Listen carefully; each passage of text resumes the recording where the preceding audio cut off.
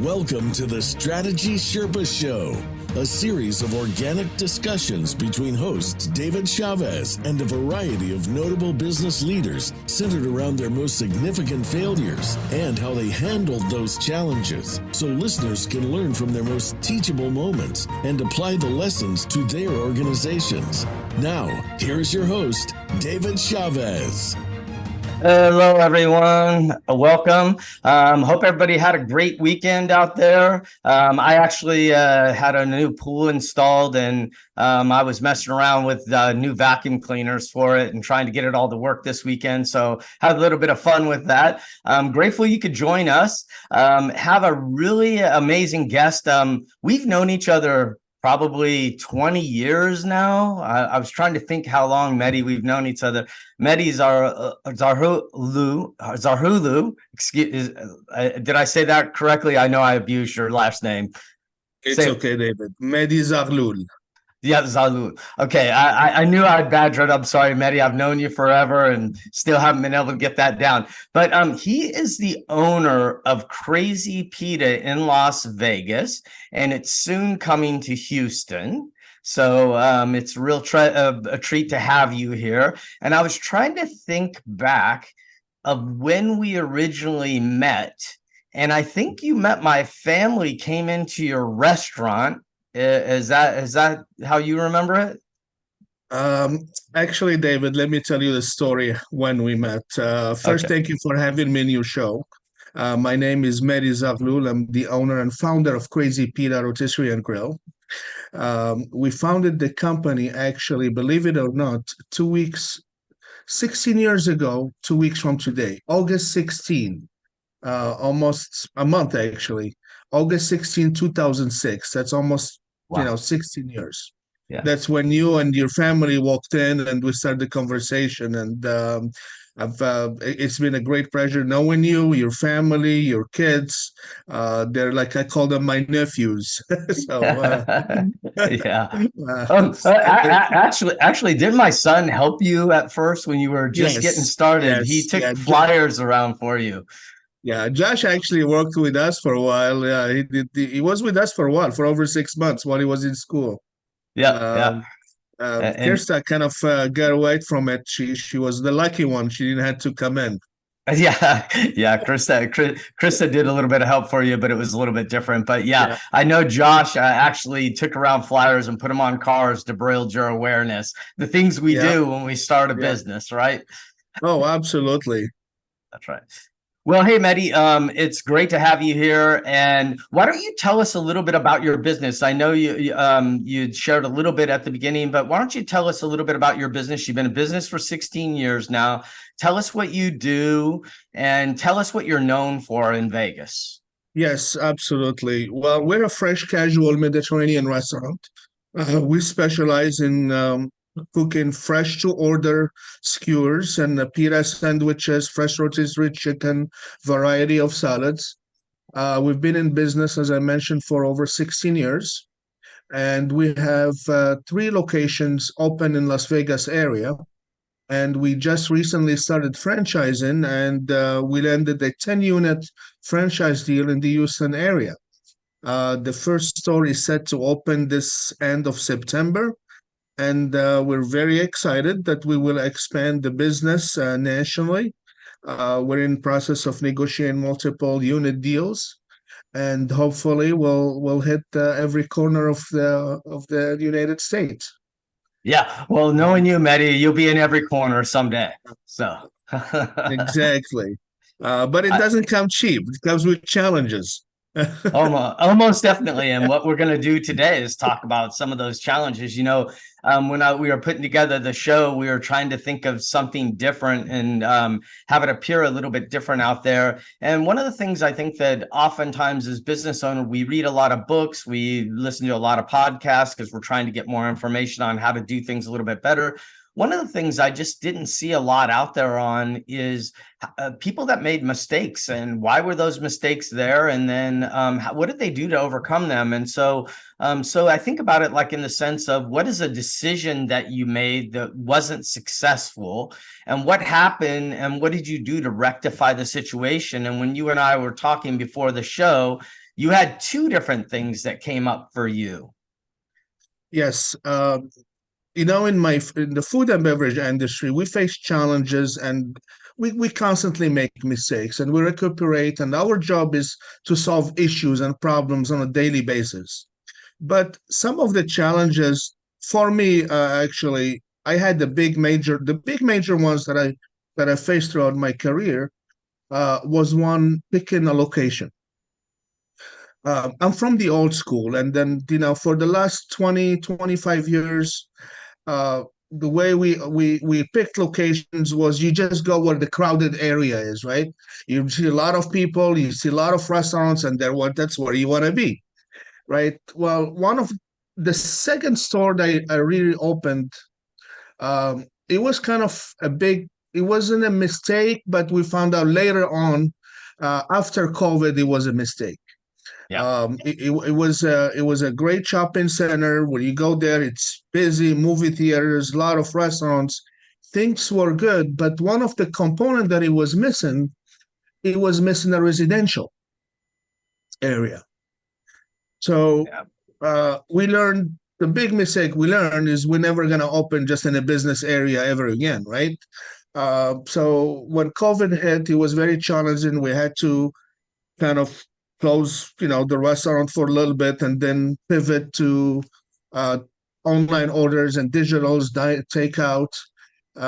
But then there was no residential around, so we kind of sat there and we kind of waited for the business people to come back, but they never did. Yeah. Most of them working from their homes. I'm sorry, go ahead. Yeah, even after COVID, you said that a lot of the people, there were businesses actually located in the center where you were located, and they all moved out, right? They closed their offices, didn't they? Oh, that location about a mile, was it a mile radius, or was it just big offices? Right. Some offices had over 1,000 employees.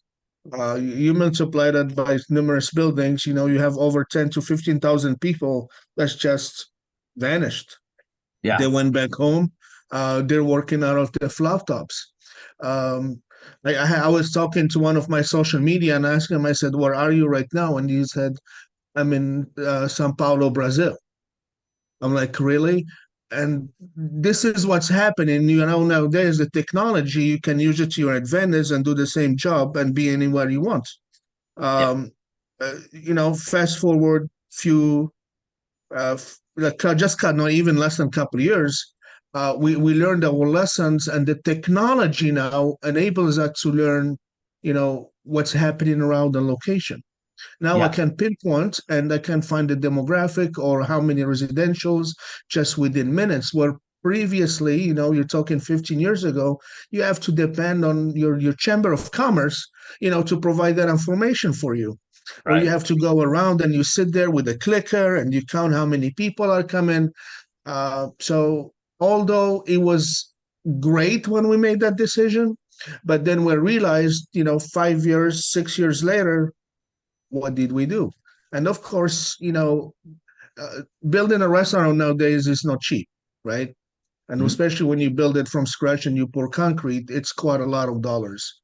I'm not sure the average, I would say it's about $500,000 for a type of restaurant that you're doing. It's probably right around $500,000, right? An average about $500,000, yes. Or sometimes now it's actually getting more. I wouldn't doubt that. But luckily, with that location, we had our commitments was expiring. Our tenure was expiring, and we found another suitable location about 3 miles from that area, and we moved it. Okay, so very good. The 30% residential that we had come into us, we had to move to our neighborhood, and it kind of just made up for the losses we lost. So the mistake really is to staying there a bit longer than you probably should have. Stay longer? No, not really. I think we made the right move by moving it. Okay. But we stayed longer as much as we could. Right. from my point as a small mom and pop, I mean, in the whole team, we're still mom and pops. We just couldn't sustain. We waited till 2021. And we thought right after, everybody got the Delta shot number 3 or number 5, I can't remember. Uh, and January went by, everybody got sick, got the flu, and then February, March came in. Nobody came back. We thought that Right. people will come back to the office. Um, you know, I wouldn't come back if I had a job that requires me just on a laptop. Why would I go back? And uh, it makes it very convenient. I wake up in the morning, I can go to the gym, do my job, go drop the kids, pick them up at 3, and still go to Starbucks, have a cappuccino. So nowadays, the location always, location, and sometimes you learn the hard way. Um, Yeah. so, and now we look at before we select, we look for areas where what happened if something goes wrong. Okay. You know, So what you're doing now, so the challenge that you had was you were in a great location but it was filled with business people. So your activity was primarily during the lunch hour and early dinner, maybe, right? And then as COVID came in and it shifted to more of a residential market, you stayed there and you were there probably a little bit longer than you should have been, but you end up moving sooner or later. So it probably cost you quite a bit of money with a little bit of lack of revenue for probably a year and a half, 2 years. Is that fair? yes, it did cost us quite a few. I mean, to run a restaurant, it's not, it costs a lot of dollars on a daily basis. I mean, if you have to have, we were looking at a break even, but when it starts affecting me personally and my family, we knew that it was time to move it. Yeah. Um, the people habits have shifted, right? And it was not at fault of me, or it was in general. It was a global pandemic that people habits have shifted. They have changed to eating at home, eating around their neighborhoods. And that's what we are looking now. We're looking for neighborhoods that can sustain our business and be part of that community. Yeah. And my Well, other two well, locations. well, that's where you were when you first opened the first location that I started getting involved with you. You were known locally in the Green Valley Ranch area of Henderson and near Las Vegas. You were known as the Mediterranean cafe to go to for great food. Oh, absolutely. When we opened in the first location at Green Valley Ranch, it was it's amazing. I mean, it's still going. I mean, it's a community-driven business. It Most was an definitely. upcoming area. We knew everybody by name. We knew everybody what they do. I knew exactly what you had for dinner on Thursday. I know exactly what you're going to have for dinner on Wednesday because that's how we did our inventory then. I knew that David and his wife's going to come in and do their twice, 3 times a week. Uh, but and even our second location, 10 in downtown Summerlin, it's the same process. You have the residential, you have the business, just like Green Valley Ranch. Yeah. And and unfortunately, the other location that appeared to have both when it was during the good times and during the bad times, it just didn't pull its weight. Yeah. So let's stop right there because I think this is a good place to take a break, and then we'll come back and pick up on some of the other things that you wanted to talk about too. So let's take a break. Sure. Thanks. Hey, welcome back, everybody. Thank you for coming back and listening to Mehdi, with the founder of Crazy Pita out of Las Vegas, Nevada. Actually, we like to say it's out of Henderson because that's where he really started, Nevada. And we'll come back and take a listen to some of his lessons. We were just talking about the location and how a great location turned into a poor location after COVID started because there wasn't a residential, and you were a residential focused business before that, and you learned a valuable lesson in that. And why don't you share with the listeners like some of the takeaways for yourself? We know that you want to make sure it's in a residential area. What other takeaways did you have from that lesson? Well, you want to make sure after that happened, like I said, $500,000 is not easy to just try to walk away from. We have checklists how we look for locations. You want to make sure that there is a residential, that there is business people, that there is schools, hospitals. You want to try as many component checklists that you want to check. Luckily, technology today can give us all that information. Yeah. It takes it now further up. It can tells me it's scary sometimes to look at the technology we have in hand. It tells me how many people, how much money they spend on a monthly basis in my neighborhood, in the neighborhood you're going to do business. So when you look at all that capital that's available within 3-5 miles radius, you will know now, you can project the next 5 years what kind of revenue you will make. Yeah. Those are the opportunities that we have in our hands today, and that make it easier and accessible for small businesses like me. But I want to stay with the checklist thing, because that's really interesting.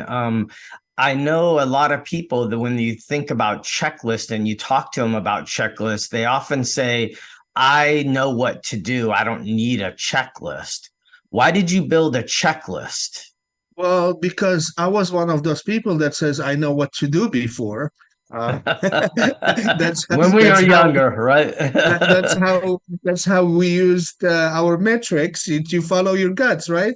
The place is busy. You go there, you hang out, you look at the local, and you say, yeah, there's a lot of people around me. This is the place to be. But again, it worked to a certain extent, but it didn't work during an emergency. Now we know we have certain demographic that we have to meet. Their income, how much money they spend. Their income, because we know price increase throughout. Every year we increase our prices 3, 4, 5%, except lately due to inflation. That's another issue we had faced, where most of us has to increase 25 to 30%. And that made a lot of effect. So we look at all those components, and we want to make sure that the area that there is money coming into that neighborhood. Same way, the same metrics that the grocery stores do. And it was available to them. And I tell you, some of these metrics are not very cheap. It's all plus to implement. But the cost of those up front, it's the difference between $500,000 being thrown away or not being thrown away. Is that the way you're thinking about it now? Exactly. It's every penny you spent is worth it. Right. And we look at not just today's metrics, we look at how the growth, that area is going to grow in the future, and what will happen, and what would happen if something, God forbid, you come through a halt or another virus or another economic disaster. And my experience, every 5 to 10 years, there is something going on, right? It's either an economy or a war or something that's going to affect something. We just now we try to kind of get ready for it, so we don't have to put ourselves in the same situation, and we can be able to go through it. I mentioned previously some of the challenges we faced is the labor issue, right? Labor was a big after COVID. It was, people got used to working at home. So why would I want to go back and work as a cashier or go back work as a cook where I can work in my laptop, I can do all things. So, or when we find people, I mean, we deal with a very young generation. We deal with between 16, 17, 18-year-old kids. And all of a sudden you locked all these people when they were 14, 16, even up to 17, they were locked in their homes, in their couches. And all of a sudden we bring them out and you expect to get them to talk to a customer. It's just not going to happen. It's going to take about 3 to 4 years impact before, I'm not saying it's going to go back to the way it was, but it's going to change Right. in a little bit. We were situations, with my 3 stores, I was getting a phone call every 5 minutes. Maybe we need the shift coverage at the district location. So I get in my car, I go cover a shift. Oh, Mehdi, this afternoon, I need the shift covered in Summerlin location or my new location, Rainbow. So what I've noticed, my job as a CEO of the company, you are no longer a CEO now. Now you are, you work in your floor, you work in your operation. All what you do for about a year, just travel and cover shifts. Right. And these are important shifts that you need to, somebody has to take the order, somebody has to take your money. Yeah, so you were sort of stuck there, right? Because that takes you away from really getting other franchisees and doing all the other things that you want to really do with the stores. Exactly. Well, we call it the era of the great resignation. Yes. So luckily, I mean, it was very challenging, honestly, and it was taking a burden on me. So I cannot even do my regular job that I wanted to, my marketing, my accounting, my engineering, all this. I mean, a lot of restaurants, there's so much involved in the restaurant and business rather than just take the order and the money and cook it, right? It goes beyond that. Prepping all the food for 4 hours before you even open the doors and all the other things that go into it. Again, just kind of your food cost, calculating your food cost takes time and to implement, because we're in the business. At the end of the day, we need to make a profit. I have a mortgage to pay, and I have a car payment, and I have children.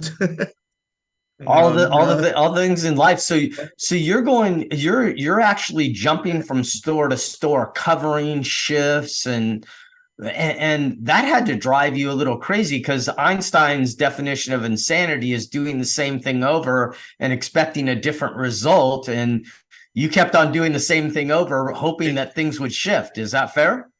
Felt like I was in a donut hole. You just circulate. I love it. And it's you're just going round and round and round. But sometimes, thank God for technology, David.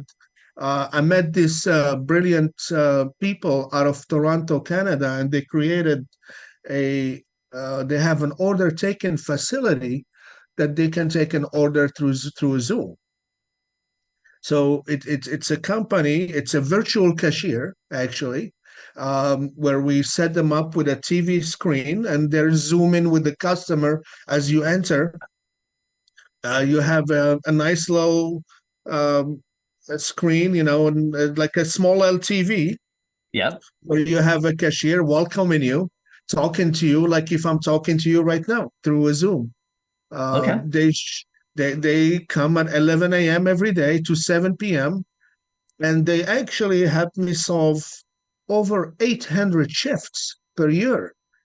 Oh my goodness! Wow. And per so you were looking store. you were looking for some kind of solution, and you ran into these people then, or how did you meet them? It's through conferences, and I received a phone call from one of my friends, and he said, "Hey, I have the solution for you. What you need? This is look into it." And the people that created this, there's some geniuses behind it. They saw a problem. A lot of restaurants were facing the same problem as me, and they said, "Let's Zoom and technology. They have access to my POS terminal, and they can go and ring in orders." Now you can ring in, or if you can place an online order you can place it from all over the world, wherever you are. You can be on Hong Kong and buy your neighbor dinner here in Henderson, and you go online, you place the order, you pay for it, and it's that simple. Yep. So they since I hired them, and this might work for a small owner like me that does all this, But you were also brave enough to try the technology, because a lot of people with some of this new technology, they're a little afraid of it, right? And Yes. you tried to embrace it, and it probably didn't go perfectly right at first. Is that fair? No, it was a year ago when I implemented this technology. It was very strange. It was a lot of people just weren't open to it. Right. But which is like any other thing, right? So, and I stick to it. I took the punches. I mean, I still do take the punches. Um, uh, but the younger generation, I'll say about 10% of my customers didn't kind of embrace it. They kind of find it weird. They don't want it. They want the human contact, right? Right. Well, we still have the human contact. We still have a person that bucks you food. This is, mind you, David, this is just one position in the restaurant. Right. That Right. is one of the things that made us successful in our business is consistency. Right. We try to stay consistent as much as we can. Consistent with the way we take our orders. I want to make sure you have somebody who's going to take your orders every time you step into my restaurant. Right. So if my human being is not going to show up, or my human being is busy, or is doing other tasks that are customer connected, there is still person that's going to come and take your order. Right. So, but that still gives you the option, either you use them or you don't use them. Like, can you always wait for the human being that after they pack their to-go boxes or doing some of the floor tasks? And honestly, my staff, they were kind of resistant to it a little bit, but after a little bit, they're so amazing how it helps them when they're busy. It's there to expedite the faster service, even and take your order in efficient, Right. hardly any mistakes. This is a group of people that are trained. These are people that they're in the food and beverage industry. They're trained. They go to school just like you and me, and they come and they work part-time overnight. They're located actually the center that I use in Pakistan. And they do this because they want to, it's like an entry level for them in the hospitality, where a lot of them, there's like, oh, Mehdi, we'd love to come and work for your company one day and continue to grow with you. Yeah, so they're in Pakistan. Their job market's not like ours. And so if they have a job, it's a piece of gold to them. And they treat Absolutely. it that way, right? So the work commitment, the focus is a little bit different. Well, hey, this is a great place for us to jump into a break. So let's take a break, and then let's come back and we'll talk a little bit more about this, because I'm sure a lot of people would like to know some of those challenges you had getting it in place and getting it going. So take a break. We'll be right back with Mehdi with Crazy Pita out of Las Vegas, Nevada. Thank you, Mehdi, and be right back.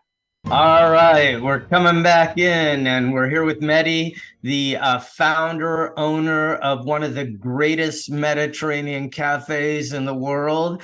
And I am biased because I've ate there for years, and I continue to eat there because it's one of my favorite places to eat. My staff jokes that every week I at least have to go to Crazy Pizza at least once. And so, Mehdi, coming back in, and we're talking about your cashiers and the problem of trying to find labor. And you and I were talking a little bit during break, and you were talking about a couple of problems that came up when you started implementing this idea. Yes, one, it was like I mentioned previously, it was very challenging to find, employees. And when we do find employees, it's when they're in the era of the job resignation, is they had choices. If I didn't like the way you operate, or you didn't like the way you do your job, I'm gonna quit, and I'm not even gonna tell you goodbye, or I'm just gonna not show up. So just so you mentioned. Can I stay there with you for just a second? Because I think this is a pretty rampant problem. Even talking to my clients, it's pretty amazing what's going on with the labor force right now. And like people just saying, I don't want to come to work, and just leaving like in the middle of a shift, even like they're there 45 minutes of a new job and they just walk out and they don't say anything. They act like they're going to the restroom. The next thing you know, they never come back. You don't even know they're gone. And I mean, we had our retention was over 100%, 150% turnover. And it was just so much. So instead of me as a small business where I have to take orders, it's not my problem. It's not my area to go find out why it was happening, right? My job is to go find what's my solution, right? Why it was happening, that's somebody else's job to figure it out, right? That's our government and our politicians, and they can find out why. My job is to make sure I cook you pita and I have somebody for you to take the order, right? And provide it and serve it to you. It was very challenging. And now what we do is once the market is stabilized, we were lucky that we found Percy. Once we brought him in last year, actually, we brought him in last year, this July. Oh, very good. So they've been with us for about a year now. The challenges we faced with it was the acceptance from the public, right? We have the baby boomers who are used to human contact, right? And we didn't fight back, we didn't argue back, we never mentioned anything, because my job is not to prove to the public or anybody why we're doing this, right? Everybody has their own theory, and some of them have accepted it. It took them a little bit of while. I mean, a lot of people, they tell me, Mehdi, we don't like that, but we're gonna use it. Yeah, we're gonna use it. Honestly, like at my age, it probably freaked me out the first time I walk in a restaurant and see that. I mean, it freaked me out a little bit. Yes, it was a new technology. I mean, if you remember the gas, we had somebody putting gas for you for many years, right? And all of a sudden, you do gas on your own, right? Right. The same thing. Look at the grocery stores. You had the cashier taken. They're doing self kiosks because they cannot find people to do it. Mathematically, David, you have about 3% unemployment to 4%. Mathematically, you cannot find people to work. That's correct. Yep. But a lot of the public, they don't understand that. Some of them, they walk in, we have some others come to us, they say, well, you're stealing jobs from Americans. We're like, no, really, we're not stealing jobs. We just cannot find people to work. That's why. Well, we have a lot of kids. Well, yes, those kids, they work maybe Tuesday nights, but they have their family events on Fridays. They're requesting off. They have their trips. They're doing other things. They have plans. But how about my Monday through Friday lunch, where I have my business people and I need people to produce while those kids are in school? So I might see a bump in summertime when little, teenagers working. Right. But then come September, August 15 this year, I'm not sure what am I going to do. They all just go and work. They go back to school. They disappear on you and leave you with a little bit of a hole. So in order to fill that hole, so some people were actually saying that it was you're not helping the American economy because of that, right? They're actually saying you're stealing jobs from America. Yes, that's their thought. But in fact, actually, we are helping the American economy. That's completely. But that's why we're in this show. So hopefully your listener can understand and listen to us explaining it. And then you have the other 90% of the people who are embracing this technology, who they think it's brilliant. And I get so many phone calls. Hey, Mehdi, who's that technology? Every doctor in America wants to have a virtual cashier because they're facing the same issues as we are. A lot of industries, you talk to anybody, they tell you we cannot find people. We cannot find people. But technology is here for us. Right. And so like you're using this technology. When you first put it in place, you had a few people that were opposed to it, but quite a few. It freaked me out when I first went into the store the very first time a little bit, but then I was like, this is really sort of interesting. He's solving a huge problem in his business, because right now you're jumping from store to store and you're trying to create a franchise across the nation. And you're not focusing your time and attention on that because you're running from store to store covering shifts. Absolutely, David. And now this is an additional component now that we're going to be able to offer our franchisees if they face the same problem, that Right. this is available to them. We're another thing that Percy does. They go through a certain training, right? And the training happens in their homeland, and they're just so amazing people. The way they take on their job, and they're how so eager to turn on that Zoom and just to communicate with our customers. And from the financial side, there's our check average when Percy takes an order, it's a bit much higher. So they upsell, they engage with you and they talk to you. If they see a family, they offer you other items, and the check average gets a little bit higher. So from a business point of view, sure, I want to have Percy. Maybe I want to have two. Right. But I'm a little bit old-fashioned. I still believe in the human connection and the human touch. That's why I'm having one Percy and our human available to you. But eventually, a lot of other bigger restaurants are using, screens. Right. They completely taken the human touch out of it because they know further ahead there is no people available to work. Yeah, like McDonald's and even Starbucks for that matter. You can order everything before you even get there, and it just shows up and no cashier interaction at all. Exactly. I'm one of the lucky ones that I found, a transition between a human all the way to kiosk, right? We're doing it in between, where we still have that person taking your order and talking to you without losing that kindness that we are known for our hospitality and the culture that we offer at Crazy Pita. Yeah, when I use that app or I use those other menu screens, if I have a special need, it's almost impossible to communicate that correctly through the app. So you're keeping that close connection to your customer for their special needs alive, I think, by doing this. Is that fair? It is. I still believe each token is the fastest way to take an order or implement an order. Yes. You come into the restaurant and you say, hey, can I have a chicken pita with no tomatoes, no romaine, extra onions? And somebody says, absolutely, sure. Exactly. Versus you finding the button and tested it. The bigger companies now are looking at artificial intelligence to implement all this, where you go to a voice and they will implement it for you. But in my case, we still have the I don't call it the AI, we call it the IA, the intelligent agent in the equation. So that's where I think you're going to see IA expanding in many industries. You're going to see it in the banking industries. You're going to see it in the nursing and the doctors, the healthcare industry. You're going to see them in many receptionists available.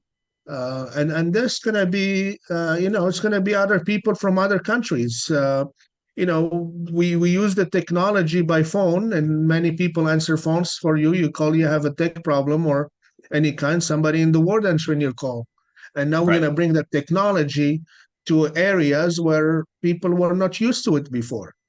Either it's going to be a restaurant or a small UPS store or a gym, or for that matter. So anywhere where there's really a customer facing business where the interaction is brief and to the point, they could probably look at this technology and actually use it to enhance their business, not to replace American workers, just to find the workers you need to serve the customers you have, because there's a definite shortage in the workforce out there.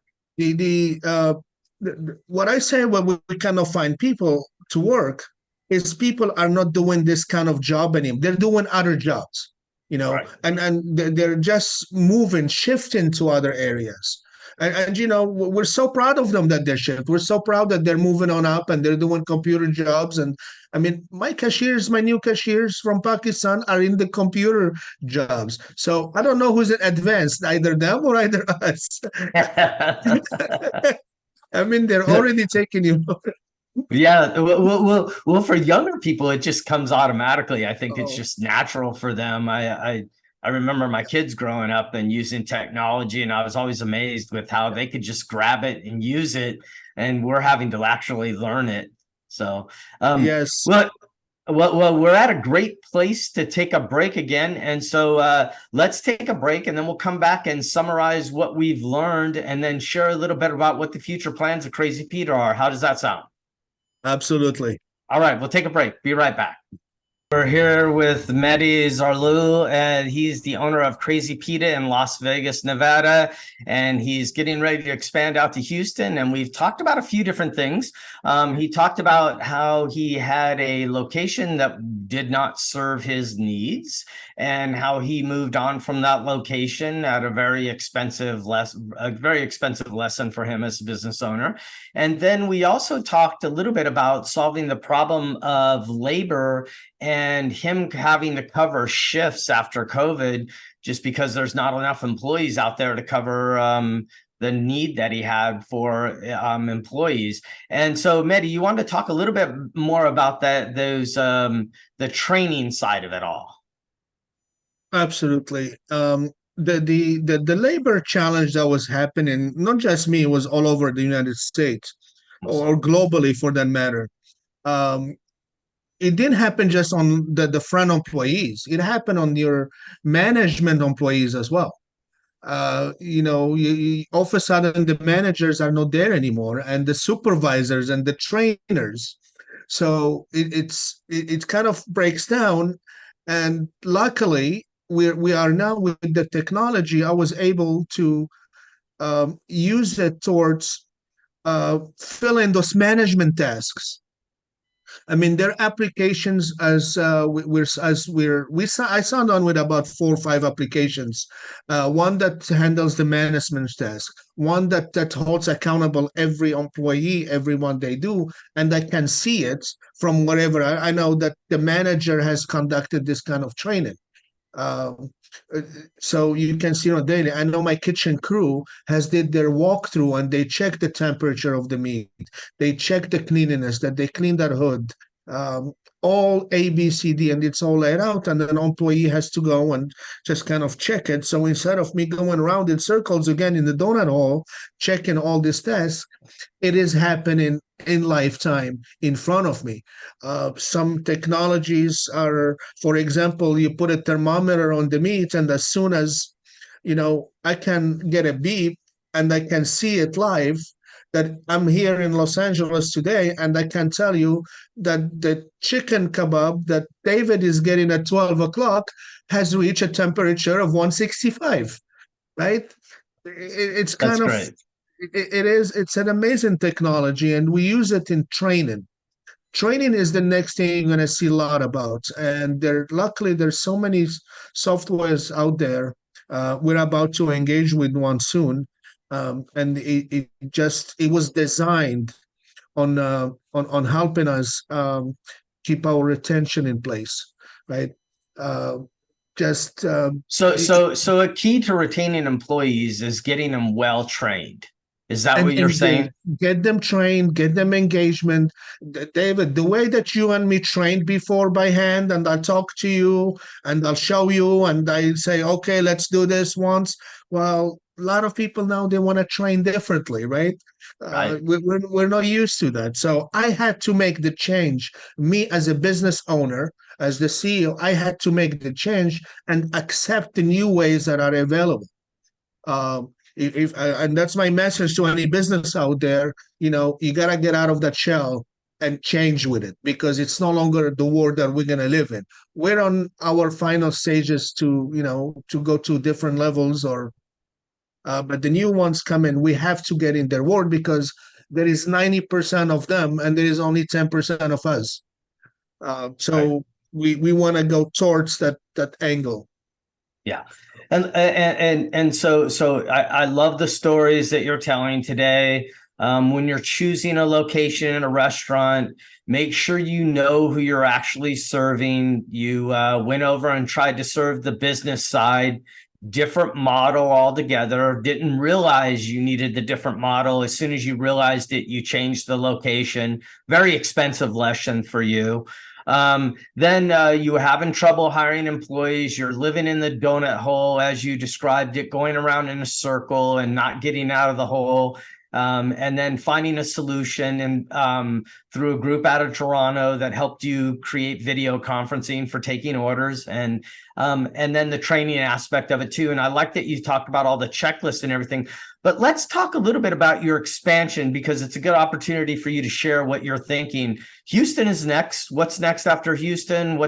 How's it going in Houston right now? Absolutely, we're so excited that we had to sign a great deal with a group out of Houston, Texas. The gentleman is an amazing operator. His name is Khalid Mirza.